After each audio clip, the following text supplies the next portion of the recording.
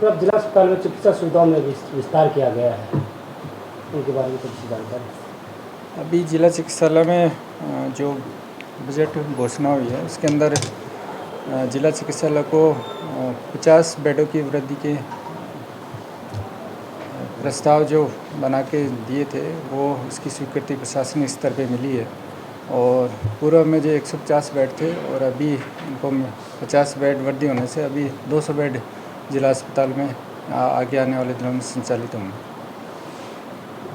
क्या फ्यूचर में ट्रोमा भी आया, कब तक तैयार होगा? हाँ, ट्रोमा की भी स्वीकृति आ गई है, बट कुछ जगह को लेके इश्यू है।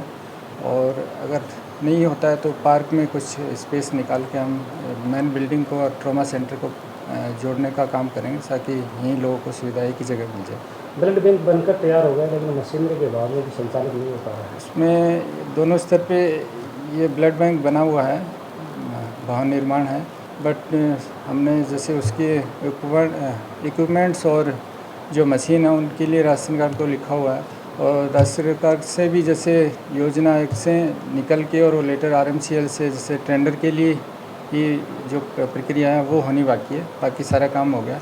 अगर वहाँ से भी अगर डिले होता है तो हमने RMS की मीटिंग में ये प्रस्ताव ले रखा है कि अगर वो हमें राज्य सरकार खुद अपने स्तर RMRS से स्वीकृति अगर देती है तो हम अपने स्तर पे भी यहाँ इक्विपमेंट्स और ये खरीद के और यहाँ से संचालित कराने का जल्दी प्रयास करेंगे। जिला अस्पताल में एक फ्लोर अभी बन के और तैयार हुआ, कब तक शुरू हो जाएगा? सेकंड फ्लोर का कार्य निर्माणाधीन है और ये मौसमी बीमारी को देखते हुए हम जितनी जल्दी हो सके उतने जल्दी संचालित कराने का काम करेंगे। जगह ठेकेदार से भी बात हुई है तो कह रहे हैं कि महीने भर के अंदर आपको कुछ पार्ट जैसे है जो बेडों की जो कमी रहती है, भर्ती मरीज हमेशा यही रहता है कि हॉस्पिटल में सुनने को आता है कि सारे बेड ऑक्यूपाई हो गए, तो इस समस्या से निजात मिल जाएगी।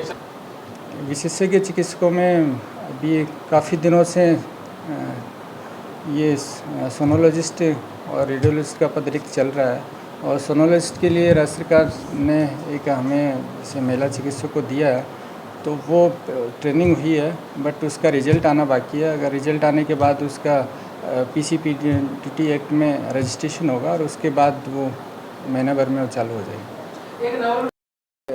ऐसा होता नहीं रेफ़र, अगर कुछ अपने को ट्रॉमा इस तरह की इमरजेंसी होती है, कई बार हेड इंजरी वगैरह किसी को होती है तो अपने यहाँ CT स्कैन की सुविधा नहीं है, तो इस वजह से कोई लगता है क्रिटिकल केस है वही रेफ़र होते हैं। अदरवाइज़ हमें विशेषज्ञ चिकित्सक होता है कि इमरजेंसी ड्यूटी में आने के बाद उसकी ऑन कॉल कराई जाती है और ऑन कॉल कराने के बाद विशेषज्ञ चिकित्सक देखने के बाद ही अगर वो डिसीजन होता है कि अपने यहाँ जस्टिस ट्रीटमेंट नहीं हो सकता और तभी आगे के लिए उसको रेफ़र किया जाता है। लेकिन ट्रॉमा जैसी सुविधा होने के बाद ये शायद मेरे हिसाब से ऐसा रहेगा। हाँ, माननीय MLA साहब ने इस वर्ष जो बजट घोषणा में जैसे अच्छी नवलगढ़ वासियों को अच्छी सौगात दी है, ट्रॉमा सेंटर की उन्होंने करवाया है, घोषणा करवाया और बेड्स बढ़ने से काफ़ी जैसे सुविधा विस्तार आने वाले हॉस्पिटल देखने को मिलेगा।